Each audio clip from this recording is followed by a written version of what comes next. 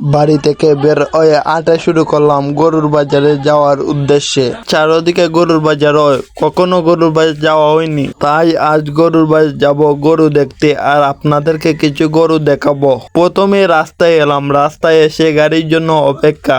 রাস্তায় একেবারে খালি, রাস্তায় কোনো গাড়ি নেই। গাড়ি কবে আসবে? অনেকক্ষণ রাস্তায় দাঁড়িয়ে থাকার পর গাড়ি পাইনি। গাড়ি না পাওয়ায় রাস্তা দিয়ে হাঁটা শুরু করলাম গন্তব্যে যাওয়ার উদ্দেশ্যে।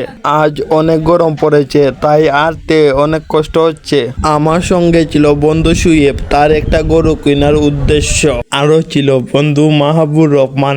আজ একসাথে আমরা তিনজন বাজারে যাচ্ছি। অনেকক্ষণ হাঁটার পর আমরা গরুর বাজার পৌঁছে গেলাম। বাজারে গিয়ে আমার ভাতিজা শাহানের সাথে দেখা হয়ে গেল। আস্তে আস্তে আপনাদেরকে গরু দেখাই আর আপনারা গরু দেখেন। ভিডিওটা যদি ভালো লাগে লাইক, কমেন্ট আর শেয়ার করবেন।